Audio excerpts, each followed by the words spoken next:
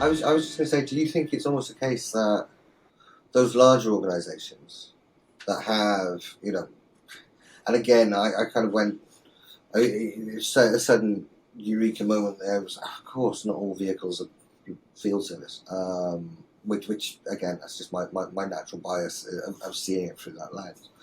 Do you almost think that with that in mind, though, it's almost sensible for those larger organisations to say, right, well, this is, the LCV fleet, this is the van fleet, and this is the sales court, this is the saloons and almost split it out. Or is that making it overly complex?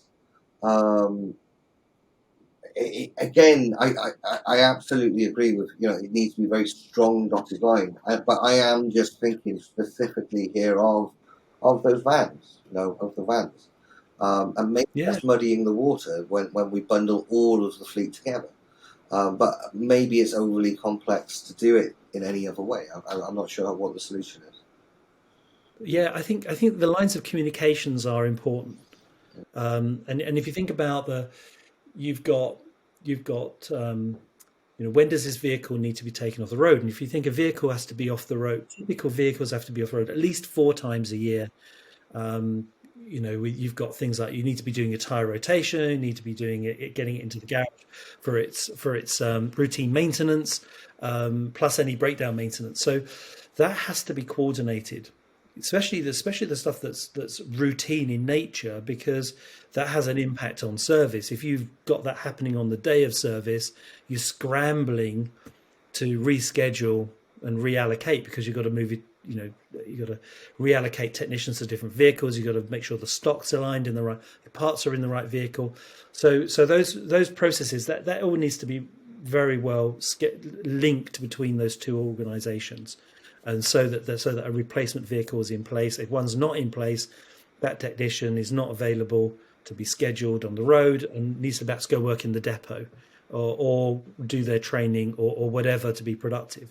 But you need advance notice on that, because that can impact when you've got people on leave, etc. Your coverage that's necessary. What you might have a spike in workload because it's coming towards the end of the month and you're trying to ramp up on your delivery and installs.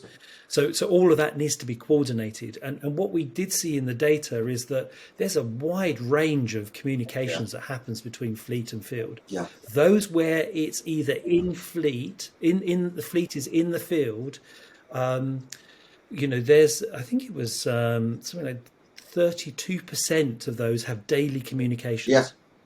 So, but when it breaks out into being separate, it can get down to once a month that there are communications between that, and yet it has such a big impact on the fleet availability. Outside of everything else we've talked about in terms of support for driver and reduction of emissions, that needs, that has such an impact on operation. You'd expect more communications to be happening. Yeah.